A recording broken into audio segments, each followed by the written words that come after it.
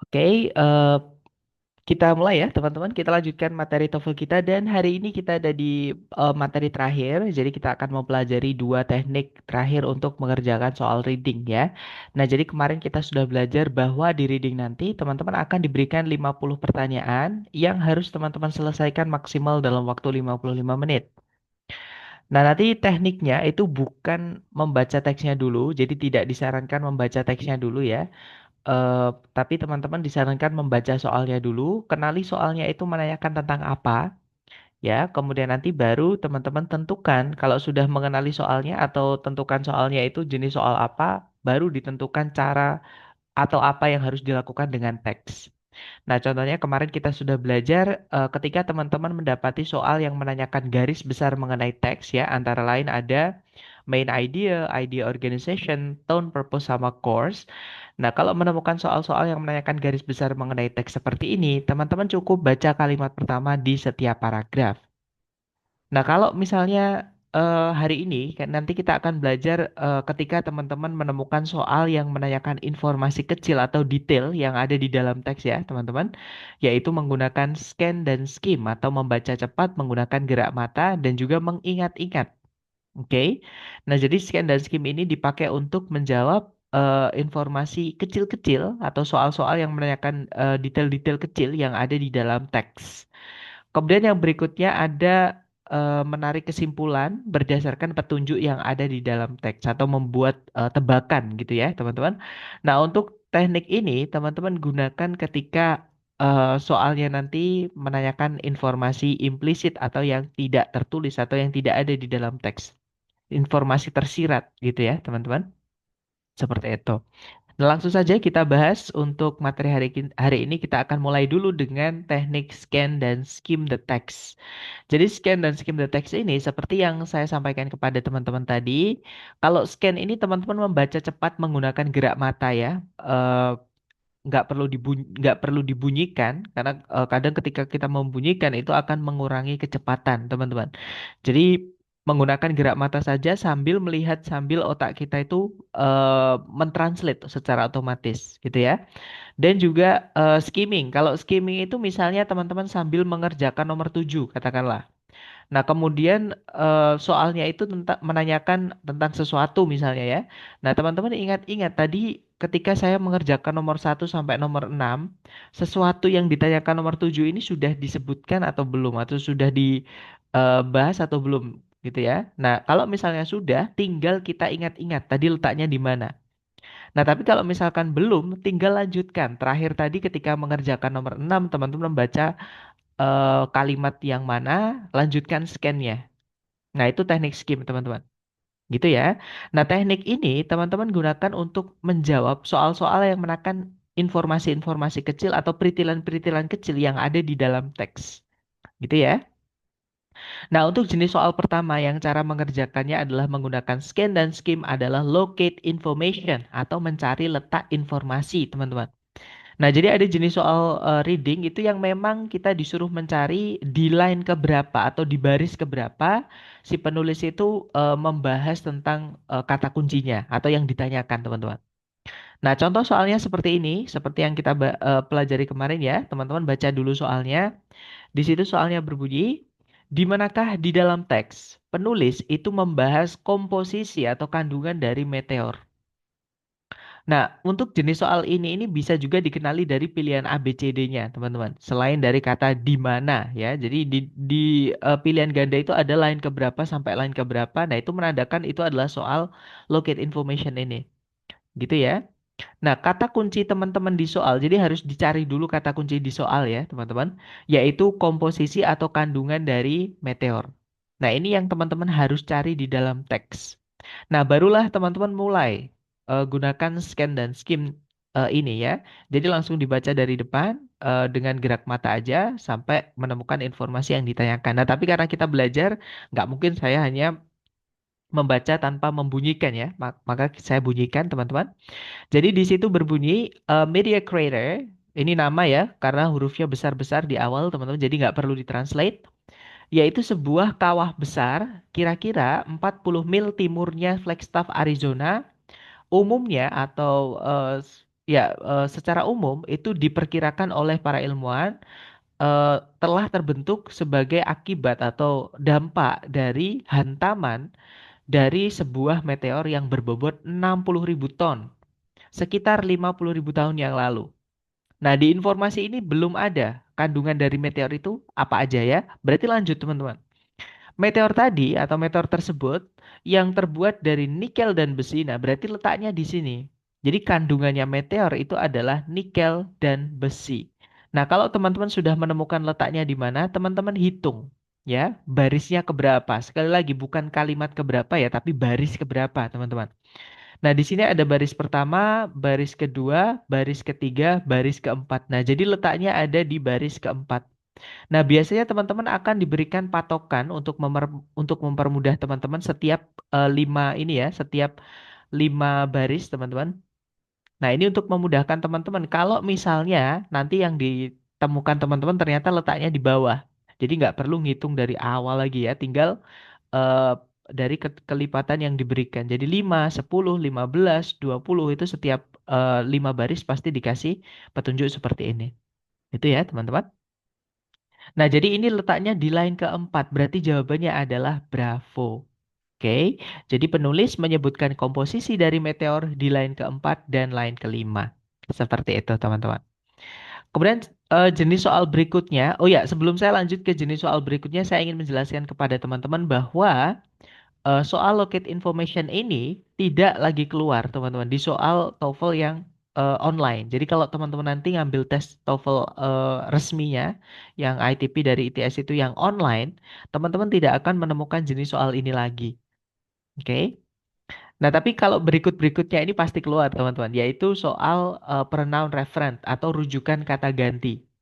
Nah, jadi kata ganti di dalam kalimat atau di dalam teks itu fungsinya menggantikan benda yang sebelumnya sudah disebutkan. Nah, jadi biasanya kata ganti itu akan ditanyakan oleh si pembuat soal, teman-teman. Jadi misalnya teman-teman menemukan kata they, mereka, atau misalnya it, dia gitu ya. Nah, maksudnya mereka atau dia di sini ini siapa? Maksudnya apa gitu ya. Nah, itu yang disebut dengan soal pronoun referent ini. Nah, contoh soalnya seperti ini, teman-teman. Di situ soalnya berbunyi, kata ganti they di line kelima itu merujuk kepada, nah enaknya ini nanti teman-teman tidak perlu susah-susah mencari ya, karena teman-teman akan dikasih tahu letaknya di mana. Oke, jadi they ini di line kelima, berarti yang ini ya. eh, nah, karena kata ganti ini menggantikan kata benda yang sebelumnya sudah disebutkan, atau biasanya setelahnya ya, teman-teman. Tapi umumnya adalah yang sebelumnya sudah disebutkan. Maka teman-teman mulai bacanya dari kalimat sebelumnya, mulai subjek predikat sebelumnya.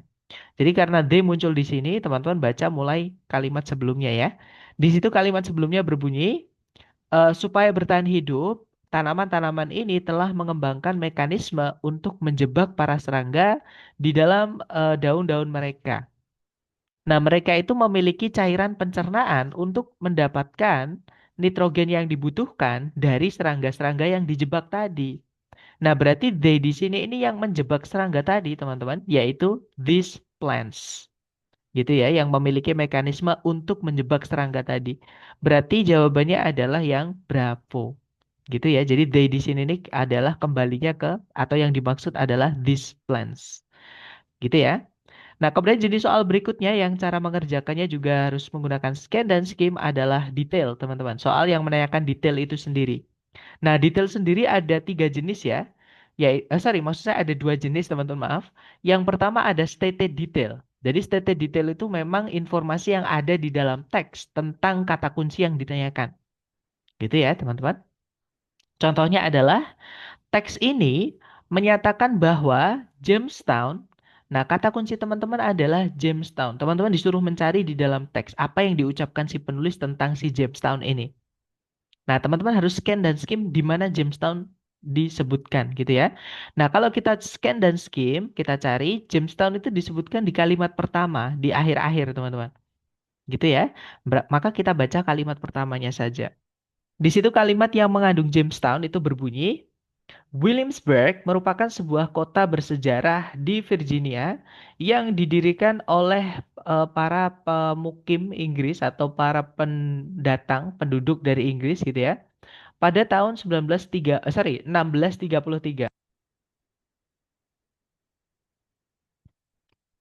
Nah, 1633 ini adalah 26 tahun setelah kependudukan atau kepemukiman Inggris permanen pertama di Amerika itu diadakan atau dibangun di Jamestown.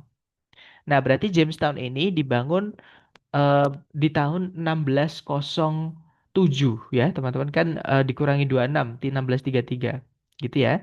Dan dia ini menjadi tempat pertama orang-orang Inggris mendatangi Amerika atau menetap di Amerika. Nah, sekarang kita cek ABCD yang bunyinya seperti itu yang mana? Gitu ya. Yang alfa itu berbunyi didirikan atau dibangun itu pada tahun 1633. Nah, yang didirikan di tahun 1633 tadi bukan Jamestown ya, teman-teman, tapi Williamsburg. Di sini yang ditanyakan adalah Jamestown. Berarti yang alfa bukan. Kalau yang Bravo didirikan 26 tahun setelahnya Williamsburg. Nah, kalau ini kebalik, teman-teman. Kalau kita pilih yang Bravo, berarti Williamsburg dulu dibangun, didirikan ya, baru nanti Jamestown didirikan. Padahal di teks disebutkan kalau Williamsburg yang dibangun di tahun 1633 itu didirikan setelah 26 tahun berlalu, ya. Nah, maksudnya 26 tahun berlalu itu setelah Jamestown itu didirikan oleh pendatang dari Inggris di Amerika. Seperti itu. Jadi yang Bravo kebalik, teman-teman. Kalau kita pilih yang Bravo berarti duluan Williamsburg. Padahal di teks disebutkan duluan Jamestown. Gitu ya. Nah, jawaban yang benar adalah yang Charlie, teman-teman. Di situ disebutkan eh, Jamestown itu merupakan koloni Inggris atau kependudukan Inggris permanen pertama di Amerika. Nah, tadi tertulis seperti itu ya. Jadi eh, 26 tahun setelah kependudukan Inggris permanen di Amerika eh, pertama itu didirikan atau dimulai di Jamestown. Berarti ya Jamestown itu tempat orang-orang Inggris menetap di Amerika pertama. Gitu ya. Jadi jawabannya yang Charlie seperti itu. Nah, itu stated detail. Jadi jawabannya itu ada di dalam teks. Tinggal teman-teman cari dan cocokkan dengan pilihan A, B, C, D seperti itu. Nah, tapi detail itu ada juga yang unstated, teman-teman, yang nggak ada di dalam teks. Jadi teman-teman disuruh mencari informasi yang salah. Jadi di antara 4 A, B, C, D tadi, yang mana yang salah? Jadi yang tiga itu benar, yang satu salah. Teman-teman disuruh nyari yang salah atau yang nggak ada di dalam teks tentang kata kunci yang ditanyakan. Jadi yang tiga itu benar atau ada. Atau bisa dibilang yang tiga pilihan ganda itu adalah stated detail, teman-teman. Mengenai kata kunci yang ditanyakan. Nah, teman-teman disuruh mencari yang satu yang salah, yang tidak memang tidak ada di dalam teks atau yang keliru mengenai kata kunci yang ditanyakan gitu ya. Nah, contoh soalnya seperti ini. Yang manakah di antara berikut ini yang tidak benar? Nah, jadi ada kata tidak benar atau biasanya ada yang manakah di antara berikut ini benar tentang kata kuncinya kecuali. Nah, kadang mengenalinya seperti itu. Kalau nggak pakai not true ya pakai except. Nah, itu adalah cara mengenali jenis soal ini, teman-teman. Gitu ya. Nah, kata kunci teman-teman di soal itu adalah kata gadget. Jadi yang mana yang di antara A, B, C, D ini yang tidak benar mengenai kata gadget. Oke, maka teman-teman scan dan skim di mana kata gadget ditemukan. Dan teman-teman tidak akan cukup membaca satu kalimat saja untuk menjawab unstated detail ini. Ya, teman-teman baca informasi apapun dalam satu paragraf yang membahas tentang informasi yang ditanyakan. Kemudian dicocokkan pilihan A, B, C, D yang mana yang keliru atau yang salah tentang kata kunci yang ditanyakan. Karena memang disuruh nyari yang tidak benar atau yang salah, teman-teman. Gitu ya. Nah, sekarang kita cari kata gadget. Kata gadget itu disebutkan di kalimat kedua ya, yaitu the word gadget itu. Maka kita baca mulai dari situ. Di situ kalimatnya berbunyi, kata gadget adalah salah satu kata yang demikian itu. Nah, masalahnya di sini pakai yang demikian itu tuh yang bagaimana? Maka mau nggak mau kita juga harus baca kalimat sebelumnya untuk memahami kata such ini, teman-teman. Nah, kalimat sebelumnya berbunyi, di dalam bahasa Inggris ada banyak sekali macam-macam ungkapan yang berbeda yang orang pakai untuk memberi nama atau menamai, gitu ya. Sesuatu yang namanya itu tidak diketahui atau sementara terlupakan. Jadi kalau kita nggak tahu namanya atau lupa namanya gitu ya, itu kadang dinamai asal gitu teman-teman. Nah, salah satunya itu kata gadget ini. Jadi kalau kita nggak tahu suatu benda itu namanya apa, atau kita lupa namanya apa, kita kadang sebutnya itu gadget. Seperti itu. Nah, pertama kali kata gadget itu digunakan oleh para pelaut dari Inggris. Sorry, dari Britania, teman-teman. Di tahun 1850-an. Dan mungkin datang dari kata berbahasa Prancis yaitu gacete. Yang berarti sebuah kail kecil atau mata pancing kecil. Nah, dalam penggunaan sehari-harinya, kata tersebut atau kata gadget itu memiliki makna yang lebih luas. Kata-kata yang lain, nah di sini sudah bukan ngomongin kata gadget, teman-teman. Berarti berhenti di sini ya. Nah, sekarang kita cocokkan dengan pilihan A, B, C, D dengan informasi yang sudah kita baca tadi di sini. Itu ya, teman-teman. Nah, yang alfa itu berbunyi, kata gadget itu digunakan untuk menamai sesuatu ketika namanya itu tidak diketahui. Nah, tadi ada ya teman-teman di teks di situ disebutkan kalau kata gadget itu kata yang demikian itu. Maksudnya kata yang dipakai orang-orang untuk menamai sesuatu yang namanya itu tidak diketahui atau sementara terlupa. Nah, itu disebut gadget aja seperti itu. Berarti yang alfa bukan, karena sekali lagi kita disuruh nyari yang tidak benar atau yang salah. Ya, makanya disebut unstated detail, teman-teman. Nah, jadi kita nyari yang tidak ada. Kalau yang ada berarti bukan jawabannya, seperti itu. Kalau yang Bravo di situ disebutkan, kata gadget itu digunakan di awal abad ke-19. Nah, awal abad ke-19 itu sekitar tahun 1801 sampai mungkin 1820 lah gitu ya, teman-teman. Itu awal seperti itu. Nah, sedangkan di situ tadi kalau kita lihat kata gadget itu digunakan di tahun 1850-an ya. Pertama kali digunakan itu di tahun 1850-an. Nah, 1850 itu bukan lagi awal ya, teman-teman, tapi sudah di pertengahan. Jadi yang salah itu di kata beginningnya ini. Dan memang untuk unstated detail ini biasanya di pilihan ganda itu yang diganti itu cuma satu kata. Teman-teman, dari informasi yang benar diganti cuma satu kata. Tapi walaupun satu kata itu berbeda, artinya juga jadi beda, informasinya jadi beda, jadi salah, teman-teman. Gitu ya. Jadi jawabannya adalah yang Bravo. Bahwa kata gadget itu digunakan di awal abad ke-19, padahal dia dipakai di pertengahan ya. Jadi kalau di awal abad ke-19 belum ada kata gadget itu. Seperti itu. Nah, kalau yang Charlie di situ disebutkan kata gadget itu kemungkinan besar datang dari kata dalam bahasa Prancis. Tadi ada ya, teman-teman, di situ disebutkan di bawahnya itu.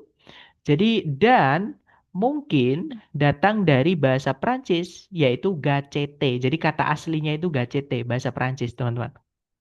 Itu ya. Jadi yang Charlie bukan karena kita disuruh nyari yang tidak benar, sedangkan yang Charlie benar. Kalau yang Delta, penggunaan pertamanya yang diketahui adalah oleh para pelaut Inggris. Nah, tadi juga ada. Jadi dia pertama kali digunakan itu oleh para pelaut Inggris ya, teman-teman. Sorry, para pelaut Britania, maaf. Gitu ya, walaupun sama aja sebenarnya, teman-teman. Oke, jadi jawabannya adalah yang Bravo. Gitu ya. Jadi memang unstated detail ini sedikit merepotkan, tapi memang ada soal seperti ini dan cara mengerjakannya seperti itu. Dan ini cara yang paling cepat ya, teman-teman, paling gampang seperti itu. Nah, kemudian untuk jenis soal terakhir yang cara mengerjakannya teman-teman juga menggunakan scan dan skim adalah soal vocabulary atau kosakata.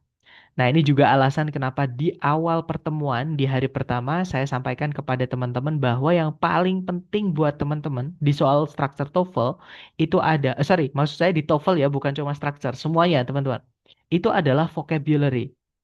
Nah, karena di reading pun teman-teman nanti ketika mengerjakan soal vocabulary ini, ketika mengetahui arti dari kata yang ditanyakan, maka teman-teman tidak perlu lari ke soal. Maksudnya tidak perlu lari ke teks. Langsung aja baca pilihan A, B, C, D, cari persamaan kata, sinonimnya. Gitu ya. Nah, biasanya sinonimnya cuma satu, teman-teman. Jadi nggak perlu baca teks pun, langsung dijawab bisa untuk soal vocabulary ini. Nah, tapi siapa tahu teman-teman ketika mengerjakan soal TOEFL nanti eh, tidak, sorry, maksud saya menemukan kata yang tidak tahu artinya, maka gunakan teknik ini ya. Jadi vocab atau kosakata itu terkadang yang ditanyakan adalah suatu istilah atau term yang eh, merupakan bentuk dari penyederhanaan dari penjelasan yang sebelumnya, teman-teman. Ya, jadi sebelumnya itu ada penjelasan, kemudian setelahnya itu disebutkan istilahnya untuk merujuk pada eh, penjelasan panjang itu. Atau biasanya istilah itu akan dijelaskan di kalimat setelahnya. Jadi nggak bisa kita tebak, kadang setelah, kadang sebelum. Nah, maka untuk mengantisipasi kalau teman-teman supaya tidak terlewat ya yang mana, maka teman-teman baca keduanya. Jadi kalimat sebelum, kalimat kata yang mengandung kata yang ditanyakan, dan juga kalimat setelahnya. Nah, karena kebetulan di contoh ini, itu kan yang ditanyakan kata incumbent ya, di line pertama itu kemungkinan besar adalah apa? Nggak ada kalimat sebelumnya, berarti sudah dipastikan letak penjelasannya ada di kalimat setelahnya. Maka kita baca kalimat yang mengandung sama kalimat setelahnya, teman-teman. Di situ kalimatnya berbunyi, dalam pemilihan pemerintahan atau pemilu atau pilkada gitu ya, incumbent itu umumnya memiliki keuntungan yang kuat atas pendatang baru. Nah, sebenarnya dari sini pun sudah kita bisa tebak ya. Jadi incumbent ini dibandingkan dengan pendatang baru, teman-teman. Berarti lawannya pendatang baru, berarti pendatang lama gitu ya.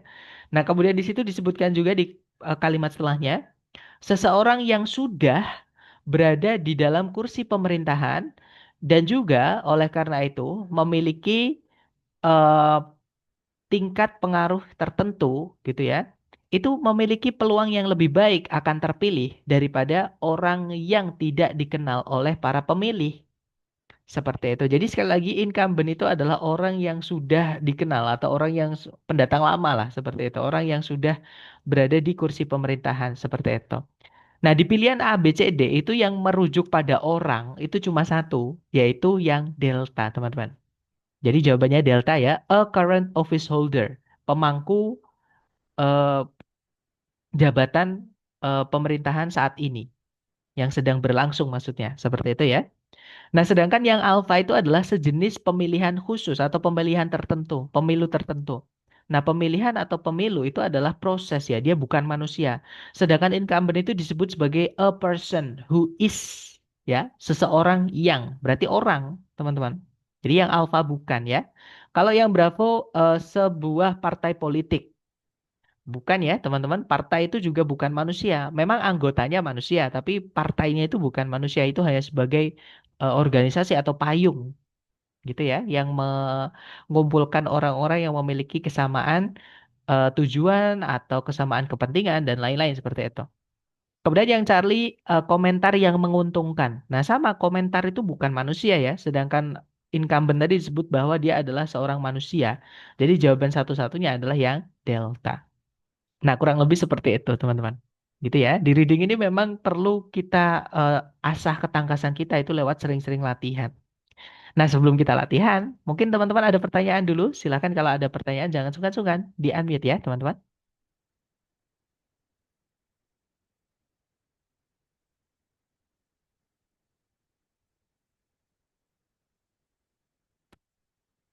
Sepertinya belum ada pertanyaan. Kalau gitu mohon izin untuk saya mute kembali ya, teman-teman. Dan untuk chatnya saya batasi supaya teman-teman hanya bisa mengirimkan jawaban ke saya. Silahkan teman-teman coba dulu ya. Jangan takut salah. Waktunya 1 menit. Dimulai dari sekarang. Silahkan teman-teman.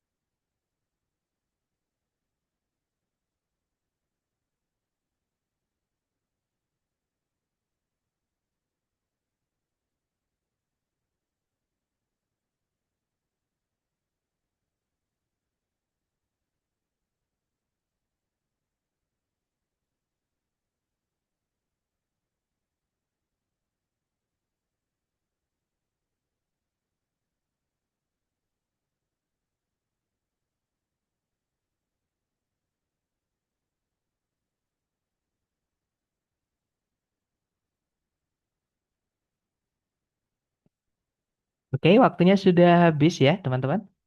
Dan saya lihat Sepertinya teman-teman belum ada yang menjawab. Oke, mari kita bahas bersama kalau gitu. Di situ soalnya berbunyi, di manakah di dalam teks penulis itu memberi nama atau menyebutkan nama dari atau memberi sebutan gitu ya, maksudnya nama di sini nih teman-teman, dari eh, kawanan betina tertua di dalam kawanan gajah. Nah, kalau kita scan dan skim, betina tertua itu disebutkan di line kedua ya, teman-teman. Dan sebutan namanya itu adalah matriarch. Nah, jadi letaknya ada di line kedua. Jadi jawabannya adalah yang alpha. Seperti itu. Gitu ya, teman-teman. Kalau yang Bravo line 9, 1, 2, 3, 4, 5, 6, 7, 8, 9. Nah, namanya nggak ada, Miss. Jadi yang di line 9 nggak ada sebutan namanya ya. Berarti yang Bravo bukan. Jawabannya adalah yang Alpha ya. Ada sebutan dari this elder female. Nah, itu maksudnya merujuk kepada matriarch ini. Jadi sebutan dari pemimpinnya gajah. Jadi pemimpinnya gajah di kawanan itu betinanya ya, teman-teman. Betina tertua itu disebut dengan matriarch. Jadi orang-orang itu nyebutnya matriarch seperti itu. Oke, lanjut ke nomor berikutnya. Silahkan dicoba dulu. 1 menit dimulai dari sekarang, silahkan.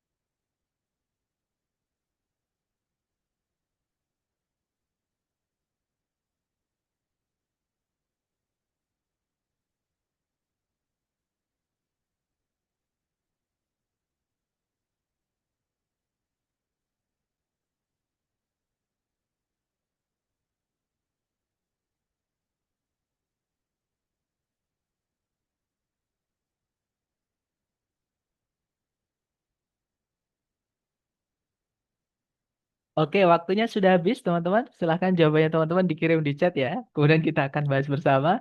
Dan saya lihat ada jawaban Charlie, Delta, Delta, Delta. Oke, mari kita cek bersama kalau gitu. Di situ soalnya berbunyi, berdasarkan paragraf ketiga, bagaimanakah antosianin ini berbeda dari pigmen-pigmen tanaman yang lain? Nah, di sini pertanyaannya adalah perbedaannya antosianin dengan pigmen yang lain ya, teman-teman. Yang letaknya ada di paragraf ketiga. Nah, kalau kita scan dan skim paragraf ketiga, petunjuknya teman-teman adalah di kata unlike, gitu ya. Unlike itu artinya tidak seperti. Berarti kan berbeda, teman-teman, kalau tidak seperti. Ya, jadi kita baca kalimatnya. Di situ disebutkan, unlike chlorophylls and carotenoids, anthocyanins biasanya, jadi tidak seperti klorofil dan carotenoids, anthocyanin itu biasanya tidak dihasilkan atau tidak dibuat hingga akhir musim pertumbuhan. Nah, jadi perbedaannya di situ ya. Berarti kalau klorofil sama carotenoids itu diproduksi di awal pertumbuhan, musim pertumbuhan, sedangkan antosianin ini tidak, teman-teman. Nah, tinggal dicari aja ABCD yang menyatakan seperti itu yang mana, seperti itu gitu ya. Yang alfa berbunyi antosianin itu biasanya dihasilkan dalam jumlah yang lebih besar.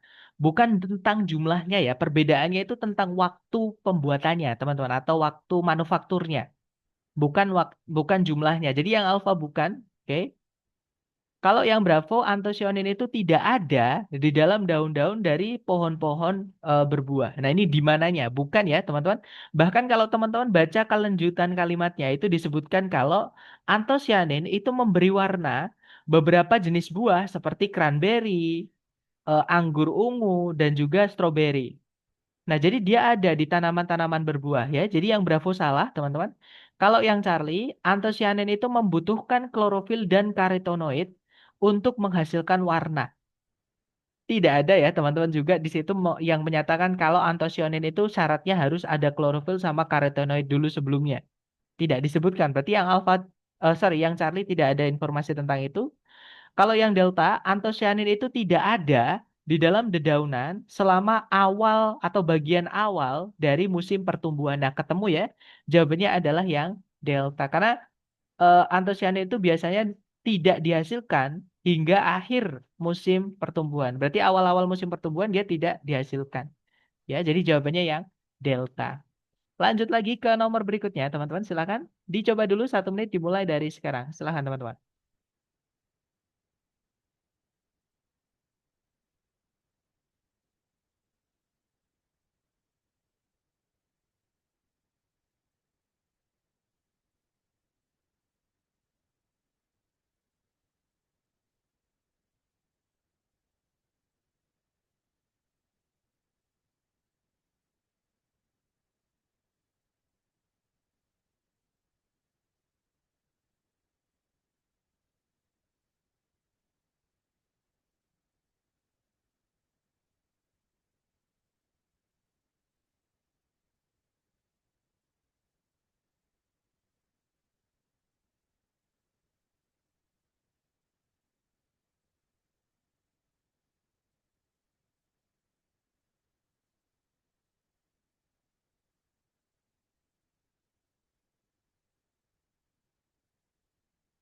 Oke, waktunya habis dan saya lihat teman-teman menjawab alfa, Bravo, alfa, alfa. Oke, mari kita cek. Di situ soalnya berbunyi kata it itu merujuk pada, nah it ini ya teman-teman. Kata ganti ini apa namanya menggantikan benda yang sebelumnya sudah disebutkan. Maka teman-teman baca mulai subjek predikat sebelumnya. Nah, di sini subjek predikat sebelumnya itu dipisah oleh conjunction when ini teman-teman.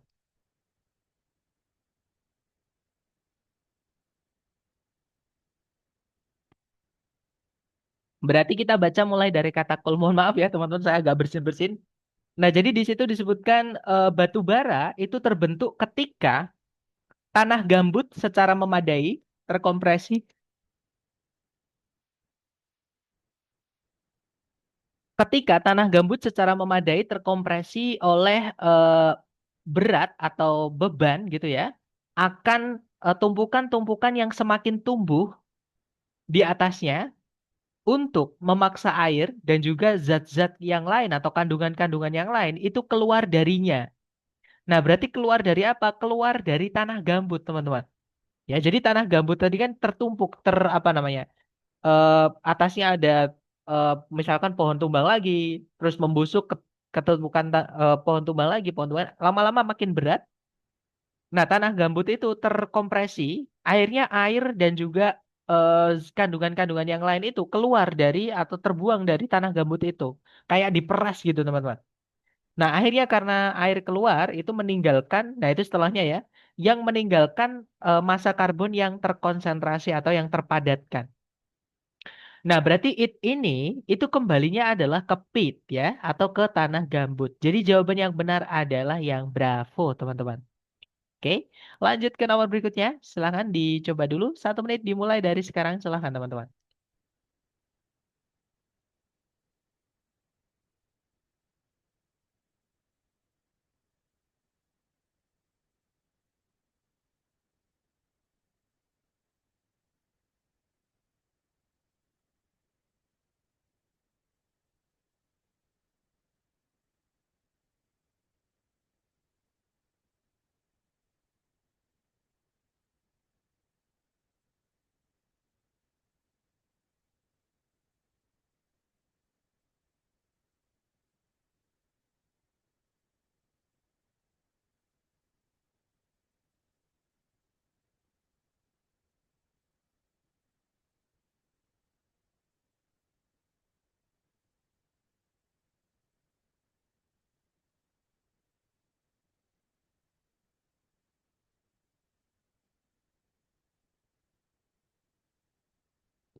Oke, waktunya sudah habis ya, teman-teman. Dan saya lihat teman-teman menjawab Delta, Delta, Charlie, Delta. Oke, mari kita cek bersama. Di situ soalnya berbunyi kata migration atau dalam bahasa Indonesia kita bilangnya migrasi ya. Itu paling dekat maknanya dengan. Nah, tentunya teman-teman pasti sudah tahu ya, migrasi itu apa. Migrasi itu artinya adalah perpindahan. penduduk dari satu tempat ke tempat lain. Nah, pun kalau kita baca kalimatnya, di situ disebutkan di kalimat pertama ya, di situ disebutkan gerakan country life atau kehidupan pedesaan gitu ya, di awal abad ke-20, berarti tahun 1901 gitu ya, teman-teman. Nya Amerika Serikat itu diawali oleh sekelompok para pejuang reformasi yang berorientasi secara sosial, yang meyakini bahwa bangsa ini, maksudnya Amerika Serikat, itu sebagai satu kesatuan, itu akan lemah, akan runtuh gitu ya, dikarenakan atau oleh perpindahan atau migrasi yang terus-menerus terjadi akan anak-anak muda atau orang-orang muda yang berambisi dan cerdas. Jadi orang-orang yang cerdas dan berambisi gitu ya. Dari tepian kota atau dari pedesaan gitu ya menuju perkotaan dikarenakan ketidakpuasan mereka dengan standar hidup pedesaan dan juga institusi-institusi sosialnya. Nah, jadi migrasi ini maksudnya adalah perpindahan anak-anak muda di sini ya, teman-teman, yang mana mereka ini disebut sebagai anak-anak yang ambisius, jadi punya ambisi yang tinggi dan juga intelligent, jadi punya kecerdasan juga. Itu mereka dari pedesaan menuju ke kota. Berarti itu kan perpindahan. Nah, di pilihan A, B, C, D yang artinya perpindahan adalah yang delta, movement. Jadi jawabannya adalah delta. Gitu ya, teman-teman. Lanjut lagi ke nomor berikutnya. Silahkan dicoba dulu. 1 menit dimulai dari sekarang. Silahkan, teman-teman.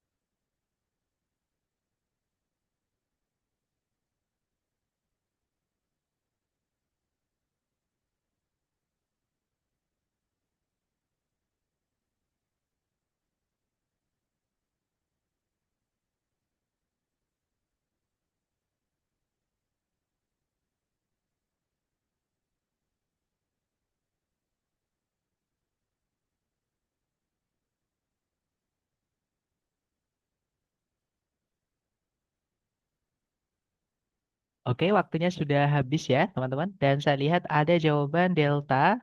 Delta, oke. Sepertinya teman-teman semua menjawab delta. Oke, mari kita cek bersama. Di situ soalnya berbunyi, berdasarkan paragraf kedua, berarti paragraf terakhir ya, teman-teman. Gerakan country life itu menekankan reformasi-reformasi pendidikan untuk atau karena semua alasan-alasan di bawah ini atau berikut ini kecuali. Berarti yang 3 dari 4 ini itu benar, teman-teman. Yang satu itu yang salah. Nah, kita disuruh nyari yang salah. Gitu ya. Nah, kita cari di paragraf kedua, kata kunci teman-teman yang harus di-scan adalah alasan-alasan kenapa mereka itu menekankan atau berempasis terhadap reformasi pendidikan. Nah, itu kalau kita scan dan skim untuk mencari letak informasinya, itu ada di sini, teman-teman. Jadi mereka itu berkonsentrasi terhadap pendidikan, gitu ya. Yang penting dalam upaya untuk mereformasi atau menata menata kembali gitu ya, atau menghidupkan kembali kehidupan desa karena beberapa alasan. Nah, di sini ya. Nah, alasan pertama itu disebutkan setelahnya. Alasan pertama, karena kebanyakan orang-orang di desa itu memiliki anak-anak yang umurannya itu umur-umuran sekolah. Jadi sekolah itu merupakan institusi sosial penting di Amerika Serikat. Oke, itu alasan pertama, teman-teman. Jadi karena sekolah itu eh, apa namanya? eh dia institusi pedesaan yang penting gitu ya, yang perlu mereka reformasi. Kemudian alasan kedua, sekolah-sekolah itu berhadapan langsung dengan anak-anak, maksudnya berurusan langsung dengan anak-anak yang lebih bisa beradaptasi atau lebih mudah belajar gitu ya daripada orang-orang dewasa. Nah, untuk benar-benar bertahan hidup atau tetap ada, perubahan-perubahan dalam masyarakat desa itu harus berawal dari anak-anak. Nah, kemudian yang terakhir, finally atau ultimately, karena mereka itu memberikan uang dan juga mengatur standar instruksional dan juga kurikulum, pemerintah-pemerintah negara bagian itu dapat mempengaruhi sekolah sebagaimana mereka tidak bisa mempengaruhi institusi-institusi yang lain. Nah, makanya mereka mulai gerakan mereka itu dari pendidikan di desa gitu ya, teman-teman. Nah, sekarang kita cek A, B, C, D, cari yang salah, yang nggak disebutkan tadi. Yang alfa, sekolah itu memainkan peran penting dalam kehidupan eh, sosial pedesaan. Tadi ada ya, teman-teman, di situ disebutkan bahwa schools were influential social institutions in rural America. Jadi yang alfa bukan. Oke, kalau yang Bravo, schools atau sekolah itu bisa dengan mudah dipengaruhi atau diatur oleh pemerintah negara bagian. Nah, tadi juga ada di terakhir tadi ya, teman-teman, bahwa pemerintah negara bagian itu bisa mempengaruhi sekolah-sekolah. Nah, sebagaimana mereka itu nggak bisa mempengaruhi institusi-institusi yang lain. Tapi kalau sekolah bisa, seperti itu. Jadi, yang Bravo bukan karena ada di dalam teks, kita disuruh nyari yang nggak ada ya. Kalau yang Charlie, anak-anak yang didaftarkan di sekolah itu mampu untuk membuat perubahan lebih mudah atau lebih siap daripada orang-orang dewasa. Nah, tadi juga ada bahwa anak-anak itu lebih bisa beradaptasi, maksudnya dengan perkembangan zaman, lebih mudah untuk mengikuti perkembangan zaman daripada orang-orang yang sudah dewasa. Gitu ya, teman-teman. Jadi yang Charlie bukan karena ada di dalam teks kita disuruh nyari yang tidak ada. Nah, jawabannya adalah yang delta. Itu sebenarnya yang salah cuma di kata yang sedikit saja, teman-teman, yaitu di kata few. Dan betul sekali jawaban teman-teman adalah yang delta tadi ya. Jadi few rural children itu artinya adalah sedikit sekali anak-anak di desa itu mampu menghadiri sekolah secara rutin. Padahal disebutkan di alasan pertama itu banyak orang-orang di desa itu memiliki anak-anak yang umurannya itu umur-umuran sekolah. Artinya mereka bisa menghadiri sekolah secara rutin. Jadi ini sebenarnya cuma kehilangan satu kata, teman-teman, yaitu kata a. Nah, a few sama few artinya sudah beda ya. A few itu artinya beberapa atau cukup, ada cukup banyak gitu ya. Sedangkan kalau few saja nggak pakai itu artinya jadi sedikit. Nah, jadi beda arti seperti itu. Ya, jawabannya adalah yang delta seperti itu. Nah, kurang lebih itu tadi adalah teknik scan dan skim teman-teman gunakan untuk menjawab soal-soal yang kecil-kecil di dalam teks. Harus dicari dulu. Oke, teman-teman. Nah, kemudian sekarang kita ke teknik yang terakhir, yaitu making inferences atau menarik kesimpulan eh, atau membuat kesimpulan berdasarkan petunjuk-petunjuk yang ada di dalam teks. Jadi jawabannya itu nggak ada secara langsung ditulis di dalam teks, teman-teman. Ketika teman-teman mencari pun dari paragraf pertama sampai kalimat terakhir itu nggak akan ketemu jawabannya secara langsung. Jadi teman-teman nyarinya adalah petunjuk untuk menjawabnya, gitu ya. Dan making inferences ini atau membuat tebakan ini atau menarik kesimpulan ini teman-teman gunakan ketika teman-teman berhadapan dengan soal-soal yang menanyakan informasi implisit atau informasi yang tidak tertulis, yang nggak ada di dalam teks secara langsung. Gitu ya, teman-teman, atau bisa disebut dengan informasi tersirat. Oke. Nah, ada dua jenis soal yang menanyakan tentang informasi tersirat. Yang pertama adalah inference itu sendiri, yaitu teman-teman disuruh menyimpulkan atau menebak gitu ya. Nah, contohnya seperti ini, teman-teman. Di situ soalnya berbunyi, yang manakah di antara berikut ini yang mungkin, nah si pembuat soal aja bilang mungkin. Dan ini adalah cara teman-teman mengenali jenis soal ini. Jadi kadang itu si penulis itu menyebut kata mungkin, teman-teman, di pertanyaannya. Nah, nggak mungkin dia bilang mungkin kalau misalnya dia sudah sebutkan di teks. Gitu ya. Nah, kalau teman-teman cari pun yang Alpha, Bravo, Charlie, Delta, yang Alpha itu Mahalo, Mahi-Mahi, Meklea, Moana di dalam teks ini nggak akan ketemu, teman-teman. Boleh dibuktikan, dicek dari awal sampai akhir nggak akan ketemu. Ya, nah inilah ciri-ciri soal eh, inference atau teman-teman disuruh nebak. Oke?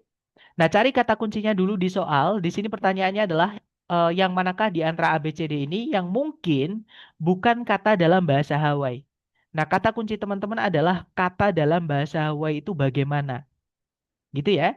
Dan kalau kita scan dan skim, kata dalam bahasa Hawaii itu disebutkan di paragraf 1, teman-teman. Paragrafnya berbunyi, bahasa Hawaii adalah sebuah bahasa yang merdu, yang enak didengar, di mana semua katanya itu didapat dari susunan alfabet yang hanya terdiri dari 12 huruf saja, yaitu 5 huruf vokal A, I, U, E, O, dan juga 7 huruf konsonan H, K, L, M, N, P, sama W atau W ya. Nah, kemudian setiap suku kata dalam bahasa tersebut itu harus berakhiran dengan huruf vokal, teman-teman. Jadi setiap patahan katanya itu harus berakhiran dengan A, I, U, E, atau O. Dan dua huruf konsonan itu nggak boleh gandeng bareng, nggak boleh muncul bersamaan. Seperti itu. Nah, petunjuk teman-teman di sini ya untuk menentukan di pilihan A, B, C, D tadi. Oke. Nah, jadi kayak kita main detektif-detektifan, teman-teman. Teman-teman disuruh nyari petunjuk di soal, kemudian nanti disuruh narik kesimpulan. Nah, intinya di setiap kata dalam bahasa Hawaii itu setiap patahan kata atau suku kata itu harus berakhiran dengan vokal, kemudian dua konsonan nggak boleh gandeng. Kita cek satu-satu ya. Yang alfa di situ mahalo. Mahalo itu ada tiga patahan kata atau tiga suku kata, teman-teman, yaitu ma, kemudian ha, kemudian lo. Yang mana tadi aturan pertama itu setiap suku kata atau setiap patahan kata harus berakhiran dengan a, i, u, e atau o. Nama berakhiran A, H berakhiran A, lo berakhiran O. Nah, semuanya vokal ya, teman-teman. Kemudian dua konsonan nggak boleh gandeng, nggak boleh ketemuan satu sama lain secara langsung. Yang mana M, H, sama L-nya kan nggak gandeng ya, teman-teman. Dia dipisah oleh huruf vokal. Artinya yang alfa ini ada kemungkinan besar dia kata dalam bahasa Hawaii. Karena dia mengikuti aturan bahasa Hawaii gitu ya. Nah, berarti bukan yang alfa jawabannya. Karena kita disuruh nyari yang bukan kata dalam bahasa Hawaii. Yang Bravo mahi-mahi itu ada empat patahan kata atau empat suku kata, teman-teman. Yaitu ma, kemudian hi, kemudian ma, kemudian hi. Nah, setiap suku kata berakhiran dengan vokal ya, a, i, a, i, teman-teman. Kemudian huruf M sama H-nya itu nggak gandeng. Mereka dipisah oleh huruf vokalnya. Nah, berarti yang Bravo ini juga kemungkinan itu kata dalam bahasa Hawaii. Karena dia mengikuti aturan bahasa Hawaii. Ya kan, kita disuruh nyari yang bukan kata dalam bahasa Hawaii. Lanjut ke yang Charlie, teman-teman. Itu ada kata meklea. Ada tiga suku kata, yaitu me, kemudian kle, kemudian a. Nah, di suku kata kedua, atau di patahan kata kedua ya, teman-teman, itu ada huruf K sama L. K sama L itu merupakan dua huruf konsonan. Dan dalam bahasa Hawaii itu disebutkan dua konsonan tidak boleh gandeng seperti itu. Jadi yang kemungkinan bukan kata dalam bahasa Hawaii adalah yang Charlie. Karena kita punya alasan ya, bahwa ada dua huruf konsonan yang ketemuan atau yang gandeng. Padahal tadi sudah disebutkan kalau dua konsonan tidak boleh gandeng. Nah, jadi jawabannya yang Charlie. Ini adalah soal tentang inference, teman-teman. Oke? Kemudian untuk jenis soal kedua yang cara mengerjakannya juga teman-teman harus menarik kesimpulan atau nebak. Itu adalah soal transisi. Nah, transisi sendiri adalah perpindahan paragraf ya. Jadi kalau kita membuat paragraf atau kalau kita nulis ya teman-teman, itu nggak boleh antar paragraf itu tiba-tiba jeglek. Maksudnya itu tiba-tiba berubah topik secara mendadak nggak boleh. Jadi harus ada yang nyambungkan supaya informasinya itu kohesif dan koheren. Jadi utuh dan berkesinambungan atau nyambung. Nggak mungkin misal di paragraf satu kita ngomongin tentang eh, apa namanya karakteristik tentang hewan misalnya ya atau burung, karakteristik tentang burung. Tiba-tiba di paragraf kedua kita ngomongin tentang sashimi. Kan nggak mungkin itu tiba-tiba berbelok drastis gitu ya teman-teman. Nah itu yang saya maksud tidak ada kohesi dan koheren gitu ya. Jadi harus ada kesinambungan atau keutuhan informasi ya harus nyambung satu sama lain. Dan transisi ini yang nyambungkan antar paragraf teman-teman. Letak dari transisi ini adalah kalimat yang paling dekat dengan paragraf yang dihubungkan. Contoh ya, teman-teman, paragraf satu dan paragraf kedua, letak transisinya itu di kalimat terakhir paragraf satu atau di kalimat pertama paragraf kedua. Jadi mereka nanti jadi jembatan yang akan membawa topik paragraf satu dan topik paragraf kedua ini tetap ada sambungan atau smooth, ya, kohesi dan koheren. Gitu ya, teman-teman. Nah, transisi ini bisa teman-teman manfaatkan, bisa teman-teman gunakan untuk menjawab pertanyaan di TOEFL reading yang menanyakan ketika teman-teman disuruh menebak. Jadi kadang itu teman-teman disuruh menebak. Misalnya ini teksnya ya. Seumpama sebelumnya teks itu kita masukkan satu paragraf. Paragraf ini membahas tentang apa? Atau kalau nggak gitu, setelahnya teks itu kalau kita masukkan paragraf lagi itu membahas tentang apa? Nah, kalau yang ditanyakan adalah paragraf sebelum teks, maka teman-teman baca kalimat pertama, itu letak transisinya. Tapi kalau yang ditanyakan adalah paragraf terakhir, teman-teman baca kalimat terakhir, itulah transisinya, teman-teman. Gitu ya. Nah, untuk contoh soalnya, itu seperti ini. Di situ soalnya berbunyi, paragraf yang mendahului, precede itu artinya mendahului ya, teman-teman.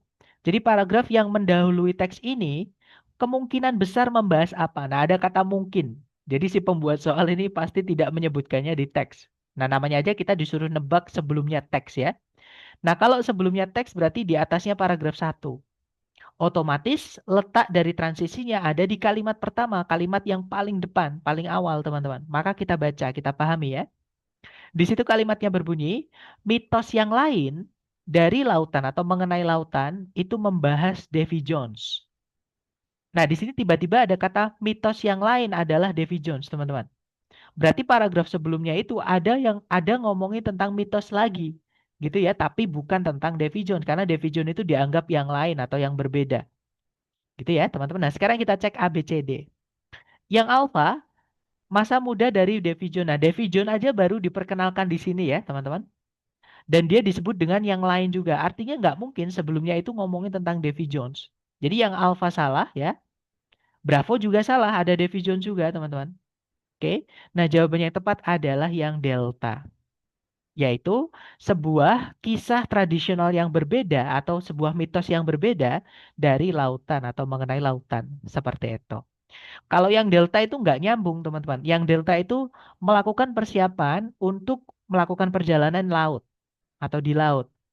Nah, teman-teman bayangkan, misalkan sebelumnya teks ini kita membahas tentang eh, persiapan fisik untuk atau sebelum kita melakukan perjalanan laut. Kemudian persiapan logistik. Kemudian nanti antisipasi kalau misalkan ada kemungkinan terburuk, misalnya pelampung, misalnya makanan cadangan, dan lain-lain gitu ya. Tiba-tiba setelahnya itu paragrafnya berbunyi, mitos yang lain membahas tentang Davy Jones. Nah kan nggak nyambung teman-teman. Gitu ya. Nah itu yang saya maksud tidak ada kohesi dan coherence. Gitu ya. Jadi paragraf itu harus punya kohesi dan coherence. Jadi yang delta salah. Seperti itu. Jawabannya adalah ya Charlie. Seperti itu teman-teman. Nah sekarang kita lanjut ke latihan untuk teman-teman. Dicoba dulu ya. Jangan takut salah. Di sini ada satu soal waktunya 1 menit. Dimulai dari sekarang. Silahkan teman-teman.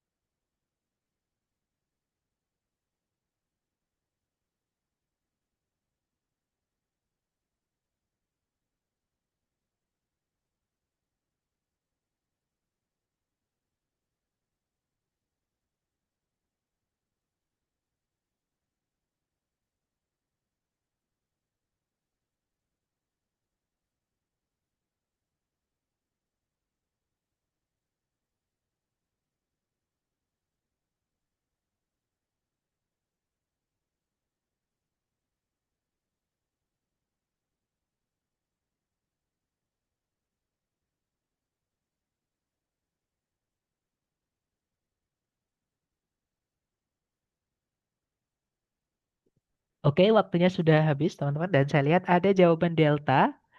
Charlie.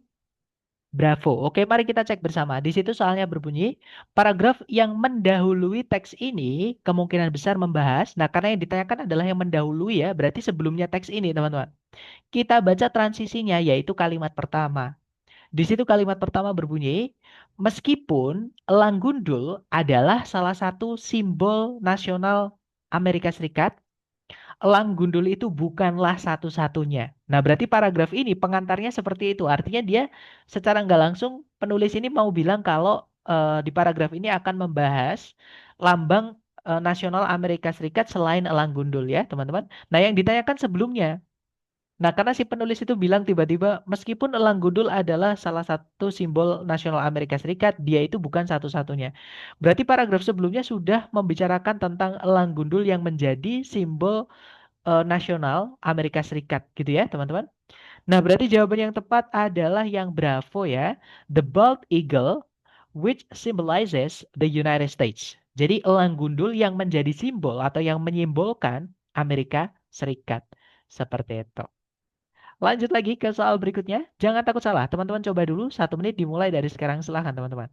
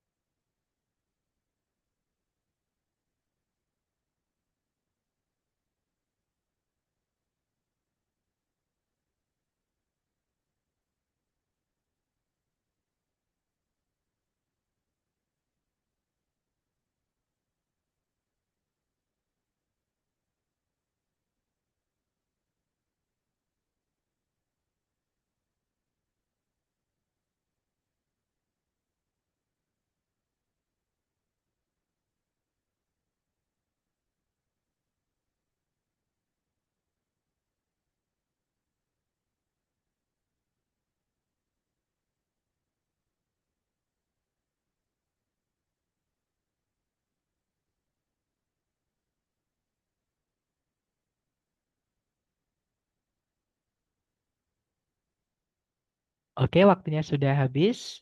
Silakan jawaban teman-teman dikirim di chat dan saya lihat ada jawaban Alfa, ada juga Bravo. Mari kita cek bersama ya. Di situ soalnya berbunyi nama dari komposisi, maksudnya komposisi di sini adalah karangan gitu ya. Nama dari karangan yang paling terkenalnya Scott Joplin itu kemungkinan besar itu datang dari, jadi inspirasi memberi nama komposisi atau karangan yang paling besarnya atau karyanya yang paling besar, yang paling terkenal gitu ya. Itu inspirasinya dari mana gitu ya, teman-teman. Nah, kalau kita scan dan skim, Scott Joplin itu dibahas di paragraf kedua, paragraf terakhir, teman-teman. Dan komposisinya atau karangannya itu dibahas di kalimat terakhir. Atau kita lebih lebih gampangnya kita baca paragraf, seluruh paragraf nggak apa-apa. Tapi sebenarnya tidak perlu, teman-teman. Teman-teman cukup baca apa namanya, kalimat yang mengandung itu nggak apa-apa tentang Scott Joplin itu ya. Tapi nggak apa-apa dari awal supaya lebih jelas. Di situ kalimatnya berbunyi, bentuk pertama kali dari musik jazz itu namanya adalah ragtime, teman-teman. Yaitu lagu yang sangat aktif, yang sangat asik gitu ya. Atau sebutan lainnya adalah rags. Ragtime sama rags sama aja gitu ya. Yang dimainkan menggunakan piano. Dan salah satu dan yang paling terkenal dari para pemain ragtime pada waktu itu dan juga para komposer yang paling terkenal pada waktu itu adalah Scott Joplin. Nah, Scott Joplin itu terlahir pada tahun 1868 ke keluarga perbudakan, keluarga budak gitu teman-teman. Nah, Scott Joplin itu mengumpulkan atau mencari nafkah, mencari rejeki gitu ya, dari umur yang sangat beliam, sangat kecil, dengan cara memainkan piano di bar. Bar itu tempat minum-minum itu ya, tempat minum-minum atau minum alkohol, tempat hiburan malam di sepanjang Sungai Mississippi. Salah satu dari pekerjaan-pekerjaan rutinnya itu adalah di Maple Leaf Club ini yang berada di Sedalia. Nah, Maple Leaf Club itu nama salah satu bar di mana dia kerja yang letaknya di Sedalia, Missouri. Nah, di sanalah dia itu mulai menulis karangan-karangannya yang jumlahnya lebih dari 500 itu yang kemudian dia hasilkan menjadi karya maksudnya. Nah, yang terkenalnya adalah The Maple Leaf Rag. Maksudnya yang terkenal dari komposisinya itu adalah The Maple Leaf Rag. Nah, pertanyaan tadi adalah dari mana Scott Joplin itu mendapat inspirasi untuk menamai karangan yang paling terkenalnya sebagai The Maple Leaf Rag. Nah, tadi nama yang paling dekat dengan Maple Leaf Rag ini adalah Maple Leaf Club ini, teman-teman. Ya, yang mana Maple Leaf Club itu tempat dia bekerja. Nah, dia itu bekerja di bar atau tempat minum-minum gitu ya. Berarti Maple Leaf Club ini adalah salah satu tempat minum-minum. Seperti itu. Nah, sekarang kita cek ABCD yang menyebutkan eh, bar gitu ya, teman-teman.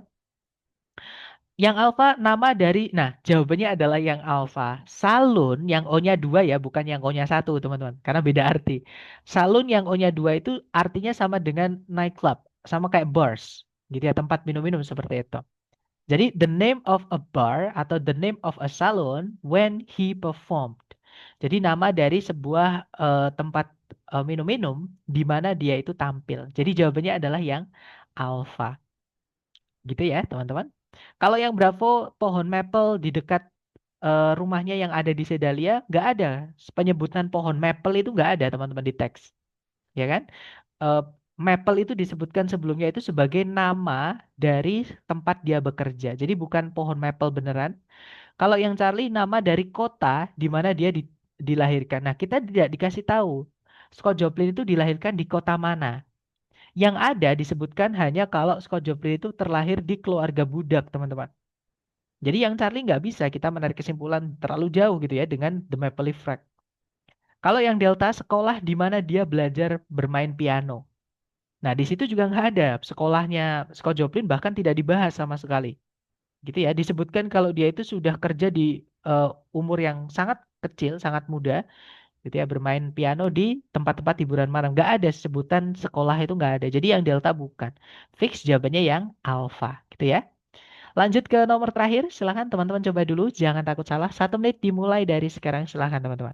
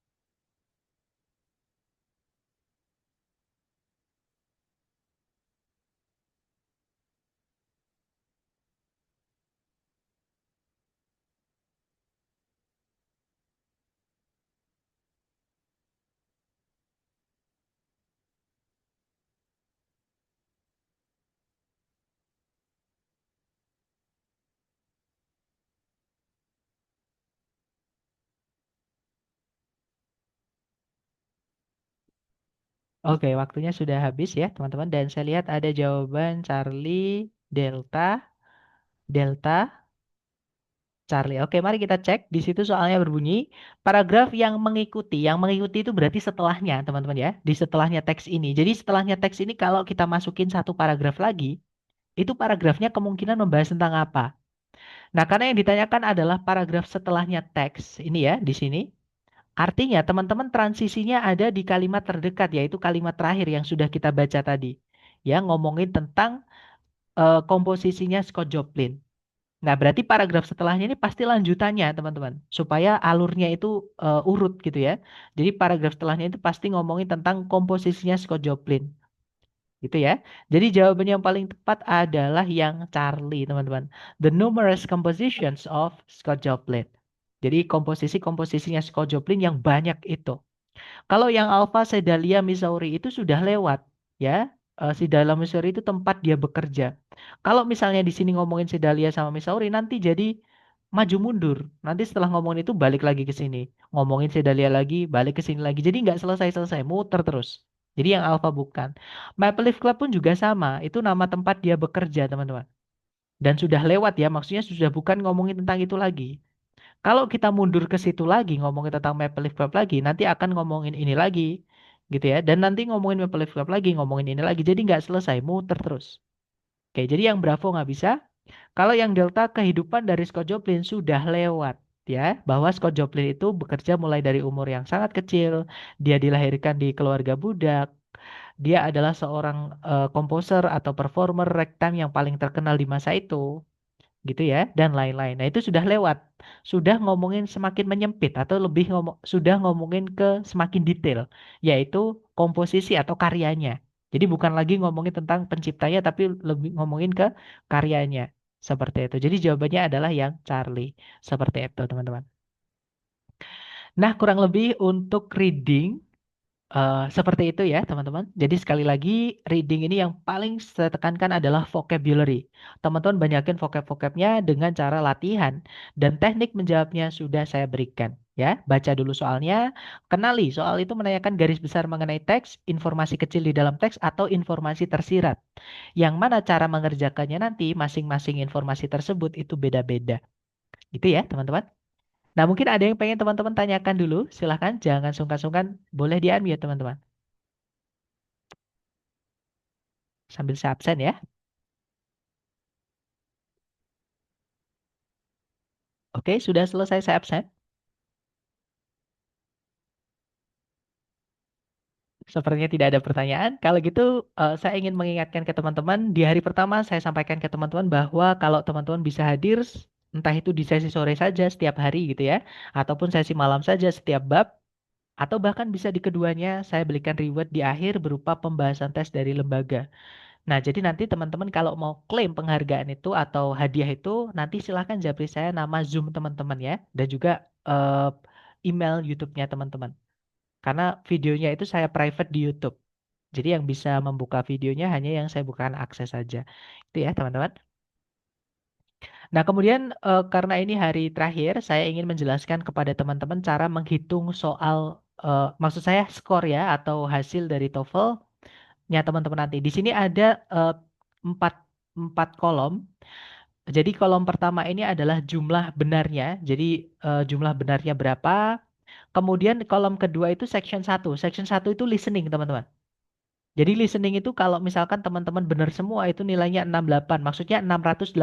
Jadi ini nolnya dihilangkan semua, ya.